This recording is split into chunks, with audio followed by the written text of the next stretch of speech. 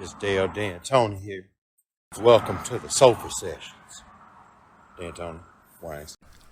Welcome back to episode, I think it's number 26 of the Sofa Sessions. This is me, Brandon Rhodes, the host of the Sofa Sessions. I have a very special guest today, leader of the Gorilla Gang, leader of the Ballsack Gang, Mr. Bubble Wrap, my good friend, not really good friend, but friend, Tommy G. McGee. How are you doing today, man? I'm doing good. Just took the puppy Frank on a walk, and I did some hip stretching, and I'm ready to start researching. I got a Mexico trip I leave for tomorrow, so things are going. Things are shaking. That's what's up. What are you doing in Mexico? What's the video? Or can you say? So I want to do, there's a few. So one is I'm going to interview a Mexican gangster rapper named Hostage, who I think has 16 or 17 felonies. We'll talk to him in Mexico. We're going to interview a Texas gangster rapper. We're going to interview, the big video I really want to pull off is inside the business of illegal immigration. So I want to talk to coyotes, people that are crossing, people that have done it legally, people that are just, that see it. I want to get the total picture of what that's like. And then the last one would be the sport of cockfighting. So roosters that go after each other.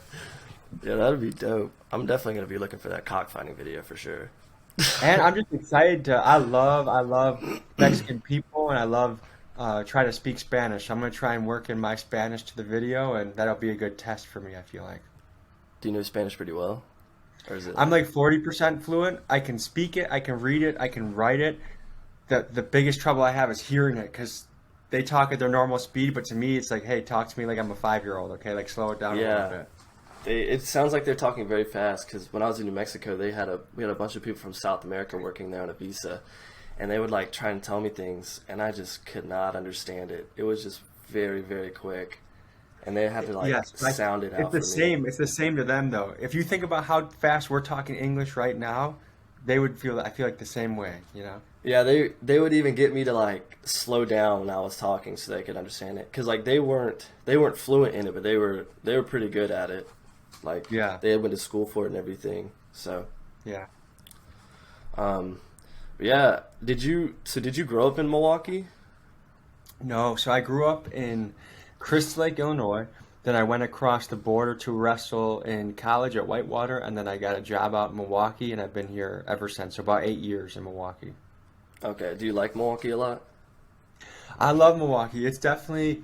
it's got its trenches, and it's there's sketchy things. Like I just got off the phone with a tenant today. Looks like we're gonna have to replace a roof on a house, and she's like, "Oh yeah, by the way, you know, rent might be coming up a little short.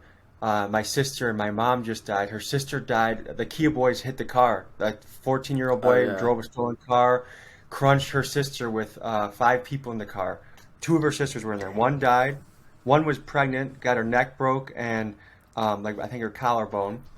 The boyfriend died, and this kid, nothing happened to. As far as he's out on the streets, and the way a lot of these folks think is they're not waiting for the police to do anything. They're gonna do a little street justice type thing, and then the cycle continues. It's like, God damn it! Like, please, let's just stop driving into each other. Let's stop shooting each other.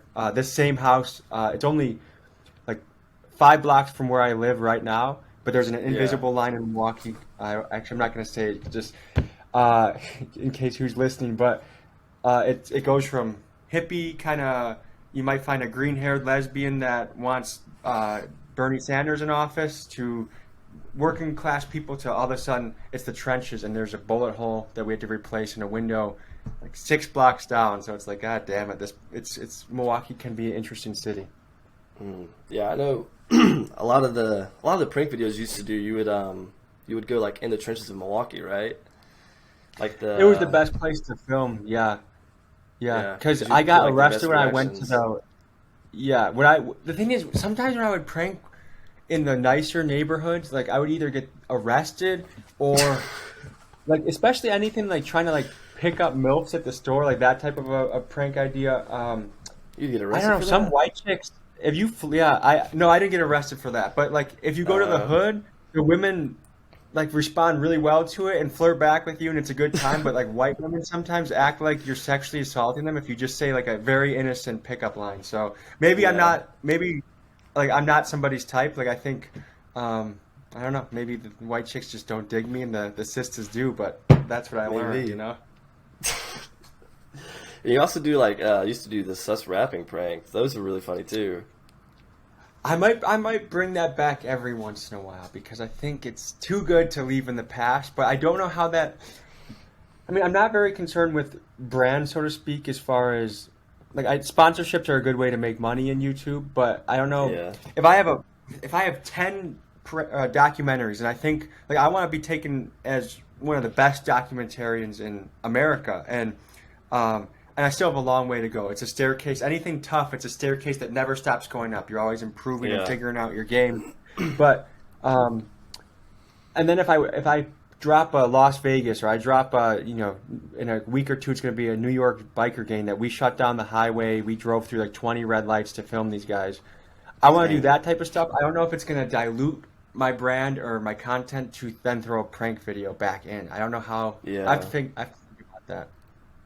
Yeah, because I see a lot of people in the comments of your videos. They're like, "Oh, Tommy G's like the best documentary on YouTube." So I think for them it would be definitely a big change if they were to like see like a prank video come back or something. So Yeah, I don't know. The sus rapping, we'll see. We'll see. I'll have to go for it and see. But I do feel like the path I'm on is the right path, and I feel alive, and I feel like I'm always thinking of ideas. I'm always ready to roll, and so I feel good about the path I'm on. yeah, if you do bring back prank videos or like just kind of here and there, you need to do the penis parking prank. Those are hilarious, bruh.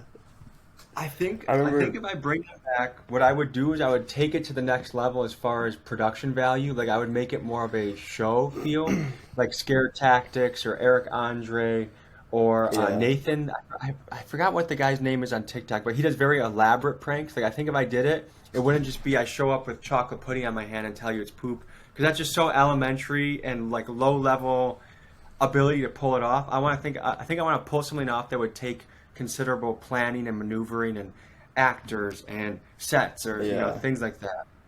Like a Practical Jokers or something like that. Yeah, those guys are a national treasure. The amount of laughter they've contributed to people is fantastic. Yeah, I wonder how many people they've made laugh. Like it has to be in the billions. Has to be. Yeah, they've left a good mark on the world, and I think laughter is one of the greatest gifts you can give somebody. So if I can do more things that make people laugh, I guess I failed on the YouTube algorithm with pranks. My channel was dying. My channel was absolutely dying back in February, March, and then I launched documentaries, and my channel's been exponentially growing. So Yeah. I don't know. There's other people in my space, like the younger generation of pranksters. I think really what it is too is the new age of pranksters. The audience wants to see you make people mad, and I never want to make people mad. I want them to be in on the joke too.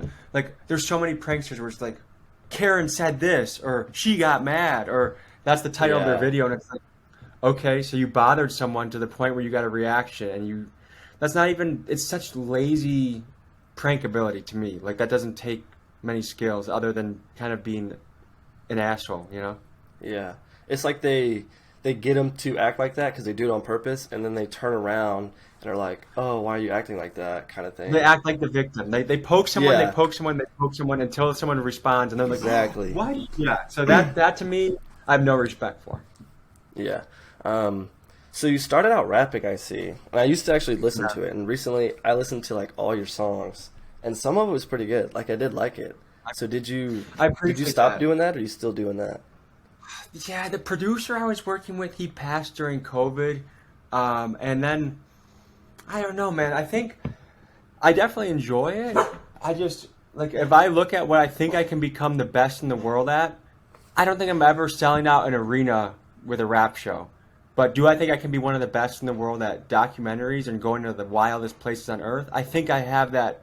I think I can do that. So I think I might do it for fun. Like I have a friend in Milwaukee, you may have heard of, Certified Trapper, who is blowing up as a rapper right now. He just opened up for a Little Boosie. He's got record deals on the table. I think I would like the challenge of making a song with him, especially because his style is so different than my rap style that I would have to really, work on it. So I think if the challenge arises, I would like to do it, but I don't see myself as, I'm not the next headline rapper. I just know I'm not. Yeah. But that's all good. Like, even experiencing that and going through the experience of that I think it's still important because it like makes you who you are, you know? Of course, and I think anything that challenges your creative juices, like, is a good experience. And stepping in the studio, like going to 35th and Burleigh, showing up in the studio where all these known like trappers show up to record, and having to do your thing. That's a good test in itself too. So I like Yeah. that challenge.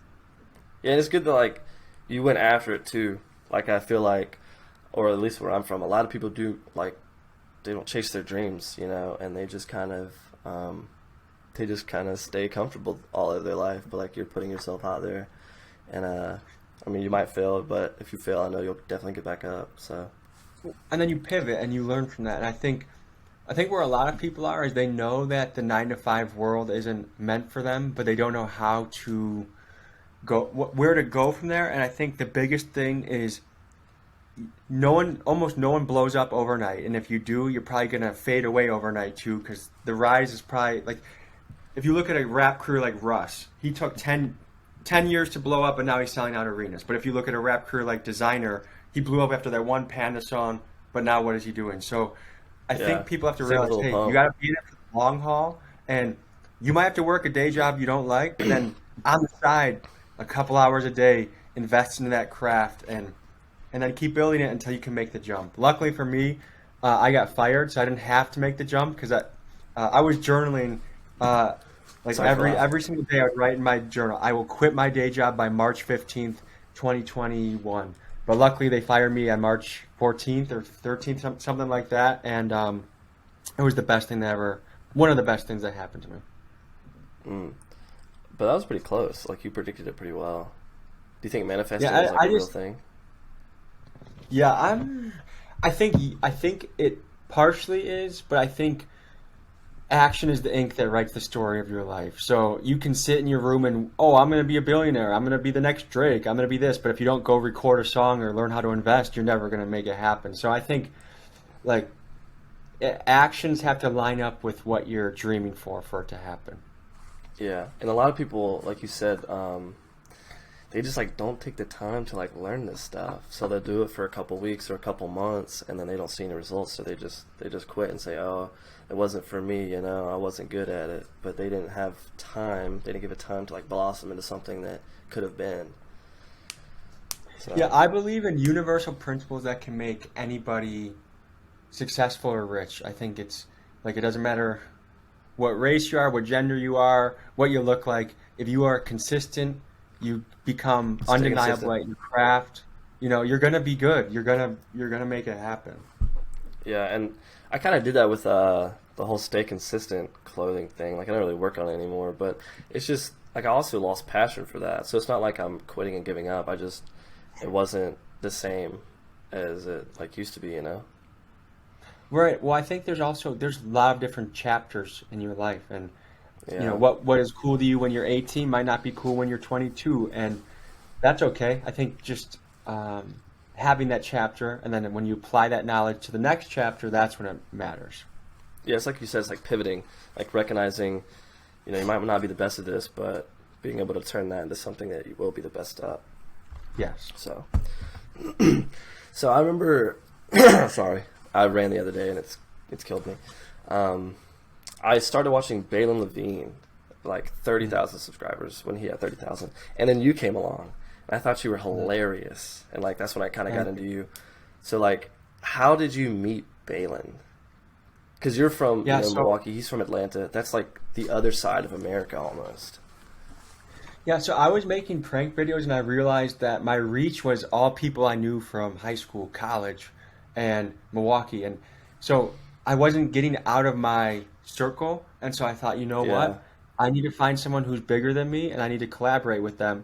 So at the time, I DM'd Baylen Levine, I think Steven Shapiro, and maybe Ed Bassmaster or Big Doss, someone that was in the prank space that I knew for a long time, or knew of their content for a long time. And I DM'd them like, hey, I'll pay you $1,000 to collaborate with you. I'll fly out to you. Let's make it happen.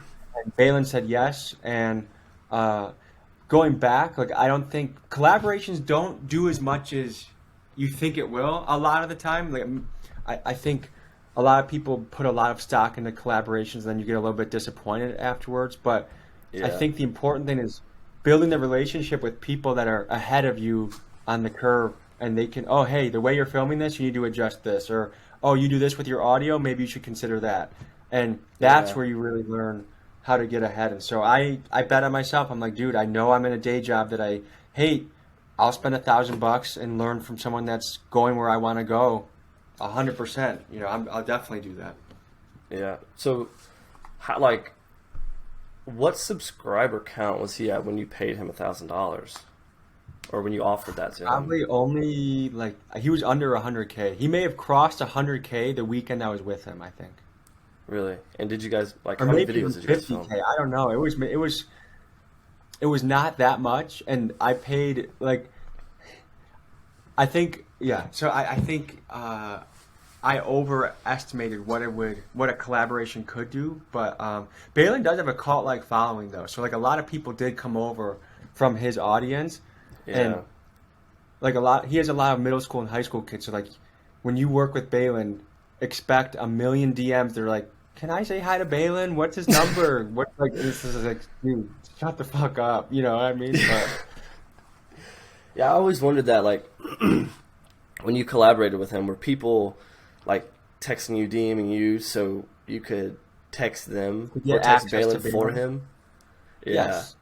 that's But luckily, I'm not gonna get swayed by some 13-year-old that doesn't know anything. Like I'm not gonna. Oh yeah, let me just put him on the phone for you. You know. what if he gave you $1,000 though? No, you gotta integrity is everything. You know. Yeah. And how many videos did you guys plan, or how many videos did y'all film? It was a Over couple, the like three or course four. of our entire time working together, or just that one trip? Yeah, just that one trip. I don't know. Maybe I don't know. Maybe 2 videos. I don't even remember really what we.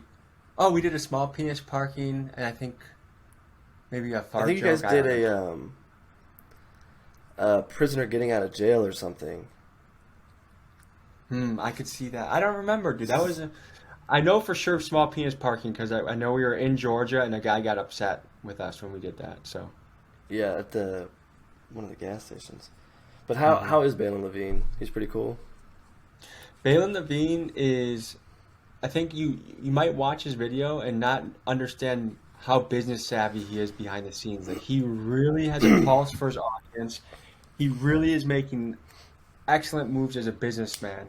And Oh yeah, I mean, he's doing things in the YouTube space that, like, he kind of is the blueprint of a lot, like how he's doing his merch, how he's structuring. Well, I don't want to give too much sauce away because I don't know what he's launching yet. But basically, he does a lot of things, or he's already in Zoomies or Walmart. I mean, he got his merch Oh, line yeah. out there. So just the That's things he's crazy. doing is setting himself up for a lot of success, and he has this cult-like fan base that, like, I think this weekend in Chicago he's going to do a karate tournament, and I think it's sold out. And it's like he doesn't even do karate, but he's selling out a karate tournament. You know what I mean? Like that's crazy. Yeah. Are you going to that? I Are will you? be in Mexico when it's Yeah. happening, but when I get back, we're seeing if we can link up. Oh, that's what's up. Is he? He said he's gonna be in Chicago. Yeah, Oh, that's what's up. Are you? Is he gonna be there when you get back? yeah. So we'll see if it makes sense. I like meeting Baylen. His crew wears on me quickly. Like, I love PJ, but some of the more boisterous folks in his crew, I would want to choke sometimes. So Yeah, I no. could. In one of If those it's first Baylen and videos, PJ, we can hang. Huh? yeah. Oh yeah, yeah. But one of those first videos that you guys made together, I could see the annoyance you were getting from like his group. I guess not like Baylen and Lil Peach, but like Sometimes the other Baylen, not people. Little Peach. Sometimes Baylen. Yeah. Yeah. But yeah, Little Peach he's doing good too. Yeah, he's As far making it as, happen. He's like- making music, getting after it. Yeah. And did you guys made a song together, didn't you? Yeah, that's way back is the biggest song I have, and it's with DJ sounds beautiful on it. Yeah. How was that? Was that fun doing with him? Or were you guys like together? Did y'all send like the files over? Yeah, we were in a studio in Atlanta. That was a lot of fun. I also remember I think because they traveled to Milwaukee too, didn't they? A couple times. Yeah, and then you guys just had recently a video together where you interviewed him kind of thing, or is like your documentary style? Yep, documentary style, the behind the scenes of a YouTube star kind of video. Yeah, and I'm sure that video did pretty good numbers. But yeah, I see like a lot on like Instagram and everything. You really do like the whole. I don't know if I should call it MMA, but I think you said jujitsu. Is that like? Do you think it's important for a lot of people to learn that? 100%. I think everyone would benefit from being good at a legitimate combat art. So boxing, kickboxing, wrestling, jiu-jitsu, Muay Thai, judo. There's a lot of bullshit martial arts, and I think the UFC's exposed that. Like, we thought karate guys can like kill you if they hit you in spleen 16 or some bullshit like that. And Aikido, those are some of the weakest martial arts in the entire world. So, but yes, like confidence, discipline. I think it's good that you get your ass beat and you know how to beat ass, because that makes you a humble person. I think there's a bunch of people that would benefit from showing up to a jiu-jitsu class and realizing, like, after the 5th time tapping in a couple minutes, they'll be like, oh, okay, maybe I shouldn't be a little chihuahua. Because if you go to a jiu-jitsu gym, they are some of the nicest people you ever meet. Like, some of my favorite people in Milwaukee come from the jiu-jitsu gym. And that's what gives me confidence to walk through a lot of the places I do. Although a lot of the places I walk through, it doesn't matter how you can fight, because there's going to be a gun pointed at you, so It doesn't matter how good you are, you're going to get shot. But it helps me, like, no one's just going to bitch me on the streets with their hands, and that feels good. Yeah. And I also think that too, because I've never been in a fight, so I wrestled in high school for 1 year, so I mean, that was way back when. But, like, if it were to come down to it, I don't know if I would be able to win a fight, like, if my, girlfriend is getting hit on, what am I going to do?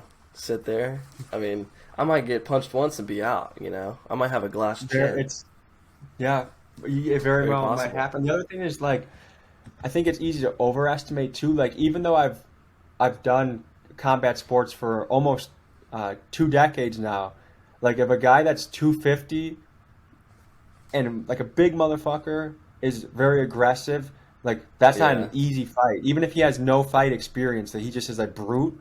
Like, it's not. That's not it. Once I take him down to the ground, then it's over. But getting him to the ground and not eating a shot from him, like, that's not a fight I'd look for. Yeah. And do you teach that? Because I know you post about. You do? Yeah, Takedown Tuesdays. I teach at Wanderlei Jiu-Jitsu, and then I've done work with high schools in Milwaukee, middle schools in Milwaukee. I used to run my own wrestling gym, but the building got sold, and then it just didn't make sense to try and reopen. So I've worked with I also ran a youth club. I worked last year. I worked with 5-year-olds to, I think, 12-year-olds, and that was so much fun, dude. You have all these little rascals that are just going at each other, and that was a lot. What do you think about Jake Paul? What do you think he's doing? Do you think he's doing good or what? Of course, initially I thought Jake Paul was a douchebag, a bully, a pussy, but I think he's proven that he's legit. I think he's making excellent business moves. I think he's a hard worker, and he's beat people that would be very tough to beat in a ring. I don't care what their age is. I don't care that they're wrestlers or MMA, whatever. I mean, he's taken on challenges that most people would be scared to take on, and done well. So I'm more power to him. I think he's doing wonderful. Yeah, and I see a lot of people, they say, like, oh, he's fighting 40-year-olds that, aren't in UFC, but, like, these guys have been training their entire lives, so for him to get Anderson Silva just beat a professional boxer his last fight. And Anderson Silva is no joke. And, I mean, but the other thing is, a lot of boxers, I don't know boxing that well. I find it to be pretty boring. I hope that stuff moves into the MMA world, like Jake Paul fights Andrew Tate in a cage. I think that would be way more interesting than a boxing match. But how much a lot of boxers, so they will. But a lot of boxers I hear pad their record, so they'll fight absolute chumps until they're 15-0, 20-0, and then they really pick their fights. Whereas MMA, you have guys that have a few losses on their record, but they're still world class, and they take the Michael Chandlers of the world, the Dustin Poiriers, the Nate Diaz's. So I have a lot more respect for MMA, and I think it's a lot more exciting of a sport to watch. So I hope the influencer fight game moves there, and I hope to one day join that space. Who would you want to fight if you were able to fight somebody like in an influencer kind of thing? I'm just trying to think. Like 99% of influencers, I don't think they would be very stupid to take a fight. No one, like even when I was in the amateur fight circuit, I fought once. Getting people agreeing to fight you if they know that you are a college wrestler is very tough. You have people back out of fights, or nope, the coaches don't want to take that fight. An influencer that's been boxing for 2 years and mostly hitting pads is fucked. So I don't know. I don't know who would be a good matchup. I don't really have any enemies either. I don't know if Jake Paul, that would be an interesting one. He's considerably bigger, and his hands are way better than mine. It would be basically a test of if I could take him down and submit him. I don't know. I think we'll see. We'll see. Yeah. And you have that wrestling type background. Have you ever thought of doing like professional wrestling? Like the fake stuff, quote unquote. No, I've always not. I never paid attention to that sport. I covered it recently in a deathmatch wrestling video. I think the people are interesting, the people are nice, but I don't get why. It blows my mind that people tune into that. It's fake. Everyone knows it's fake, and you watch and you act like, oh my gosh, the Undertaker won. Like, yeah, he knew before the fight. The fight even happened. So it is amazing to me that sport has lasted as long as it does, because everyone knows it's bullshit. Yeah, and it is. I will say it is a little goofy in here and there, but I do have to tell you something. For like a year and a half, I was training to be a professional wrestler. I'm sorry. Please don't hate me. I say, you know what? I respect the athletes. I think those guys are very tough. I know it's not a real fight, but the acrobatics, they take a lot of abuse on their body too. The jumping, the landing, the choreography. I have respect for that. I guess when people act like real shit is happening, that's when it's just like, okay. But I think the actual, like the athletics of it, acrobatics of it, I have respect for the toughness of those guys. Yeah. So you're the leader of the gorilla gang, and you kind of made that up. Who do you think would win a fight, a gorilla or a bear? That's a big question. I think the bear has more weapons. Like the claws? The claws. I guess the gorilla can bite too. And I would guess would you guess they're probably similar strength? Yeah, gorillas are very, very strong. And that they don't even lift. Like if they were to lift, they would be huge. Yeah. That'd be an interesting one. I think a bear would win though with the claws. Really? It probably wouldn't even go to a fight. It's whoever's going to retreat, because I think they both know each other is dangerous. So I don't know. You'd have to really lock them into a close space, I think, for them to engage. But why? Who's your take on that? I'd definitely say bear, and I've gotten crap for that. So I just thought the leader of the gorilla gang would say gorilla. But it'd be an interesting matchup to see. Yeah. All right. The other day you had a ask me anything on Instagram or whatever, and you didn't respond to it when what I asked. I don't know if you saw it. Maybe you did. But oh yeah. Do you listen to Riff Raff? Do you know who Riff Raff is? I've heard a couple of his freestyles. I think he can be funny, but I'm not into Riff Raff. Dang it. You definitely need to look into him. Maybe you guys could box or something. Good luck, Riff Raff. But I think he'd be an interesting character to do a day in the life with. Oh yeah, for sure. I think he's a fascinating person.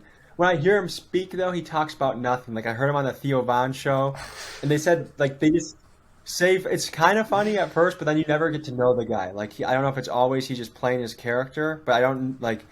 He keeps people at a distance. Like he just says funny things, but you never really know who he is. Yeah, so it's hard for me to like. Yeah, I think because I've listened to a lot of his like interviews and stuff, and he's a little goofy, and I think that's why I like him a lot. But I think he's like he talks also like Kanye. Like you really have to sit there and think to like understand what he's saying just by the way he kind of says things and phrases things. Now, I know some people say Kanye is a genius or Riff Raff is a genius. I don't know. To me, if you're incoherent, that doesn't mean you're smart. Because Yeah. what a brilliant person is good at is you should be able to, like, if you're a world-class physicist, you should be able to sit down with a guy like me that knows nothing about physics and say it in a way that I understand. And if I can't understand what you're saying, then how much of a genius are you really? And most of Kanye West, when I hear him talk, like, how do you even, like, he doesn't even answer questions directly. He goes off on these random tangents, and it's just like, what the hell is this guy even talking about? Did you vote for him when he was running for president? Fuck no. A lot of people, one guy I work with, he says that he's going to vote for The Rock the next presidential election. Are you going to subscribe to that too? I will vote for anyone that is a good alternative to the two dumb choices we're currently served with every year. Yeah. And so there's a libertarian candidate I actually want to reach out to and do a day in the life with. His name is Dave Smith. He has excellent episodes on Joe Rogan, and he also has his own podcast. And he just covers, like, he breaks down the Ukraine, the war in Ukraine. He breaks down the Afghanistan war. Like, he sees through all the government bullshit and calls it like it is, and he actually has logical conclusions. He's not a politician where you ask them a question and they talk around it. So I know he won't win because he's a libertarian, and I don't even agree with everything a libertarian agrees with. But let's just say that the basic building blocks of someone I will actually vote for, they have to be honest, they have to try and make solutions that make America a better place, and they can't be bought. And we don't get people like that. So I'll waste my vote on someone that I actually believe in. Yeah, I'm not even registered to vote. Do you think that's a bad thing?